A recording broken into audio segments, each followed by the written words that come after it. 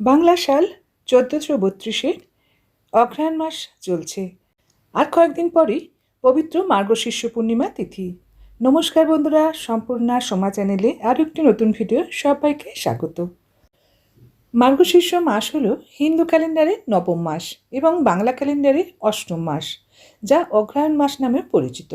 এই মাসটি অগ্রহায়ণী নক্ষত্র থেকে নামকরণ করা হয়েছে, যা মৃগশিরা নামে পরিচিত।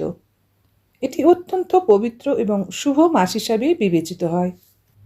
বন্ধুরা, আপনারা সকলেই জানেন, এই পবিত্র অগ্রহায়ণ বা মার্গশীর্ষ মাসে অনেক ধর্মীয় উৎসব ও ব্রত পালন করা হয়, যেমন ভগবান শ্রীকৃষ্ণের উপাসনা। অগ্রহায়ণ বা আঘন এটি বাংলা ভাষার প্রচলিত নাম, যেখানে অগ্রহায়ণ শব্দের অর্থ হল যে সময় শ্রেষ্ঠ ধান উৎপন্ন হয়। ভগবান শ্রীকৃষ্ণ এই মাসটিকে তার নিজের স্বরূপ হিসাবে বর্ণনা করেছেন। অগ্রহায়ণ বা মার্গশীর্ষ মাস হল হেমন্ত ঋতুর দ্বিতীয় মাস। প্রাচীনকালে অনেক নববর্ষের সূচনা এই মাস থেকেই শুরু হতো বলে বিশ্বাস করা হয়ে থাকে। হেমন্ত ঋতুর এই অগ্রহায়ণ মাস বা মার্গশীর্ষ মাসে পাকা ধানের গন্ধে চারিদিক আমোদিত হয়ে ওঠে।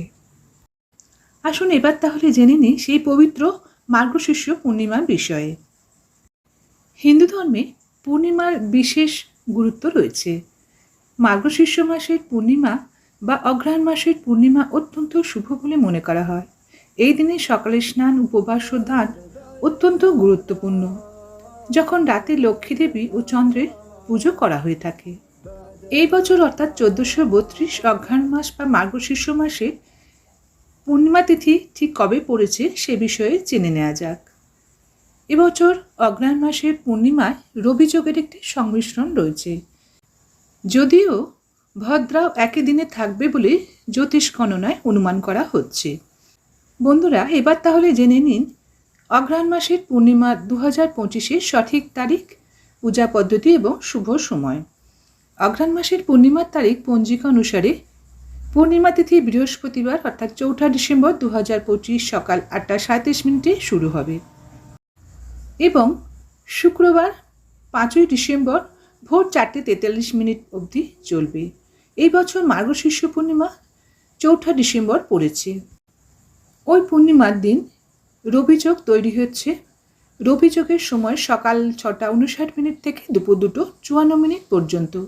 এই যোগে স্নান করলে পাপ কেটে পুণ্য বৃদ্ধি পায় বলে বিশ্বাস করা হয়। পূর্ণিমার দিন স্নান, দান এবং শুভ সময়। অগ্রহায়ণ পূর্ণিমায় স্নান দানের শুভ সময় সকাল ৮টা ৩৮ থেকে সারাদিন স্নান এবং দানের সময় থাকবে। স্নান করে পবিত্র হয়ে খাবার, জামাকাপড়, কম্বল বা সামর্থ্য অনুযায়ী দান করুন। ব্রহ্ম মুহূর্ত হল ভোর ৫টা ১০ থেকে ভোর ৬টা ৪। অভিজিৎ মুহূর্ত হল সকাল ১১টা ৫০ থেকে দুপুর ১২টা ৩২। নিশীথ পূজার সময় হল রাত ১১টা ৪৫ থেকে ১২টা ৩৯ পর্যন্ত। পূর্ণিমা রাতে বিকেল ৪টে ৩৫ চন্দ্রোদয়ের সময়। প্রদোষের সময় পূর্ণিমার দিন দেবী লক্ষ্মীর পূজা করা হয়। সূর্যাস্তের কিছুক্ষণ আগে প্রদোষকাল শুরু হবে। একই সময়ে দেবী লক্ষ্মীর পূজা সবচেয়ে শুভ বলে মনে করা হয়। এই দিনেও ভদ্রাও থাকবে বলে জানা যাচ্ছে। ভদ্রা সকাল ৮টা ৩৭ থেকে সন্ধে ৬টা ৪০ পর্যন্ত। যাই হোক, ভদ্রা স্বর্গীয় রাজ্যে থাকবে, তাই এর কোনো অশুভ প্রভাব এর মধ্যে পড়বে না। রাহুকাল দুপুর ১টা ২৯ থেকে ২টো ৪৮ পর্যন্ত থাকবে। মার্গশীর্ষ পূর্ণিমার তাৎপর্য: এই দিনে স্নান, দান এবং লক্ষ্মী পুজো করার সম্পদ, সুখ ও মানসিক শান্তি নিয়ে আসে। চাঁদকে অর্ঘ্য নিবেদন করলে চন্দ্রদোষ শান্ত হয় এবং মন শক্তিশালী হয়। তাই মার্গশীর্ষ পূর্ণিমা কেবল একটি উৎসব নয়, বরং জীবনের নতুন দিক নির্দেশনা দেওয়ার দিন। এই দিনে পুজো, ধ্যান, ধান আমাদের জীবনকে পবিত্রতা ও সমৃদ্ধিতে পূর্ণ করে।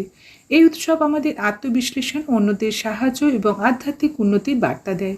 আসুন আমরা এই দিনে, শুভ দিনে ধর্ম এবং উপাসনা করে সমাজের সকলের উন্নতিতে ব্রতী হয়ে উঠি।